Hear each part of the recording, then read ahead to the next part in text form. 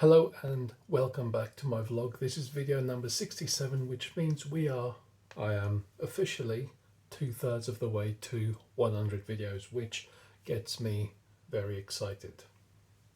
Having made 100 videos consecutively in a row for 100 days.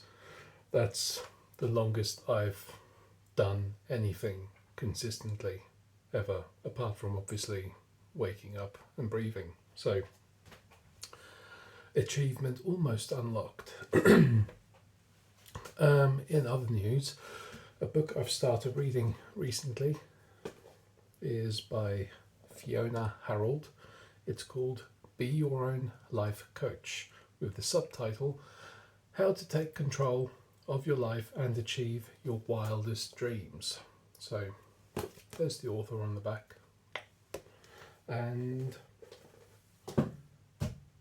as the title suggests, the book is about you being your own life coach, taking your life into your own hands and creating the life that you want to live ultimately. Now, I'm only, as you can see by my bit of paper there that I'm using as a bookmark, I'm only one chapter in, or well, an introduction plus the first chapter. And what the first chapter does is she goes through a process of where you identify your weaknesses and the parts of your personality that you want to let go of.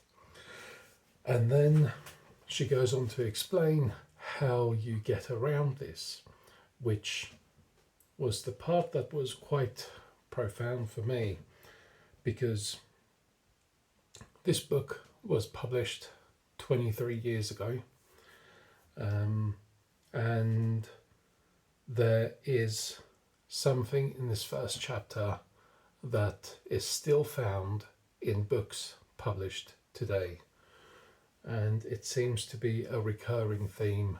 It's a very common thing. Pardon me. In fact, the two things in there are two of the first three of Hal Elrod's lifesavers. So she hasn't mentioned anything about meditation in the book yet, but the first two techniques that she insists on using for becoming your own life coach is affirmations, and she gives some very good examples, and visualizations, i.e. visualizing how you intend your day to go, your week, whatever, or certain social events.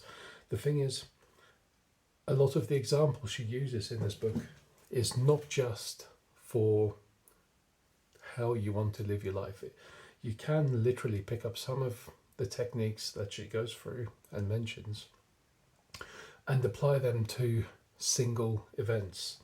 So if you've got, say, a social event coming up that you're nervous about, or you're not sure about going, or maybe you're suffering from imposter syndrome or whatever, there are a few examples that she cites in the book of her actual clients that have gone through the same thing, and she gives a very clear example of how they alleviated these feelings, this dread, the discomfort, if you like.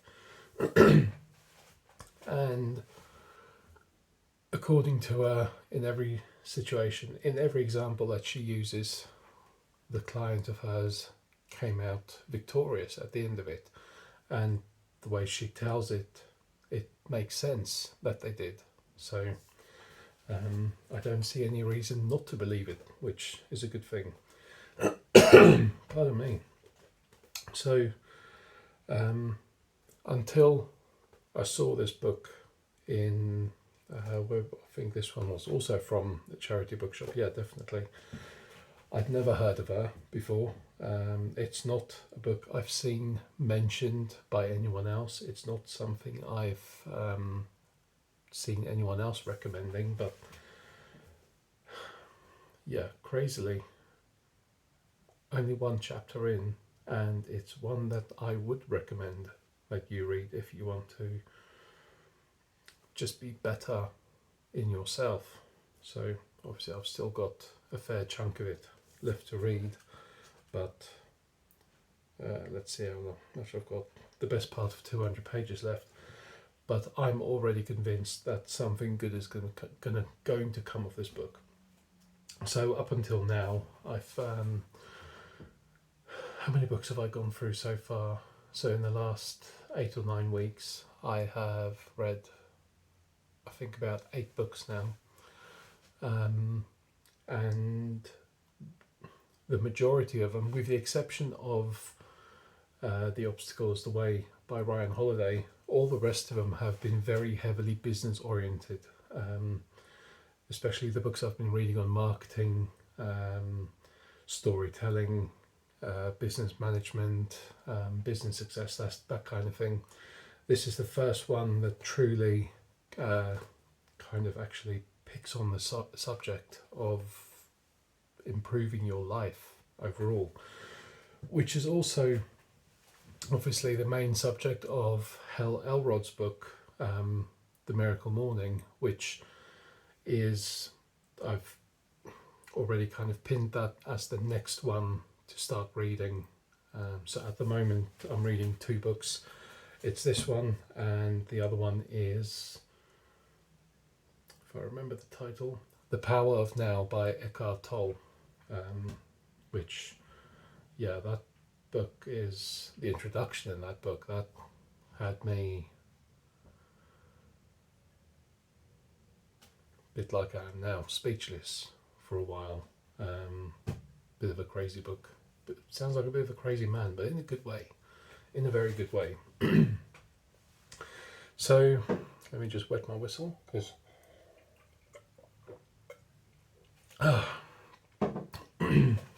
yeah, anyway, the one good thing about this book is, well, it's a good thing and a bad thing, I suppose. So it's a very slow to read book, because even in the first chapter there were 4 exercises, and these exercises involve quite a bit of writing, quite a bit of thinking. So there's a lot of real application of thought, realization, and something that means you won't have to rely on your memory. A lot of other books, most other books, it's all just theory in words, and it's almost like authors expect you to just retain everything mentally. There's never a prompt that says, okay, you're going to stop here and you're going to write this down. The only other book where I've seen this was in Rob Moore's book Money, where there are, I think, 2 occasions where he actually says, right, put the book down, spend 5 minutes, write these few things down. In this book, the first chapter, that happens 4 times. So yeah, there's a lot of application of thought, like I said. So yeah, definitely a book I recommend if you want to, if you want to be your own life coach. Read this. I am very excited for what else I am yet to find in this book. I kind of wish I can just sit down now and read through all of it, but the one thing that makes me not want to sit down and just read it whenever I get a chance is because of the exercises in there.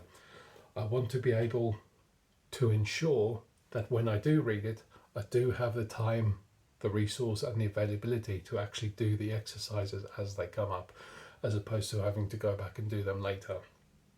So it's going to take me a while getting through this one, but I think the outcome is going to be very, very good and very positive.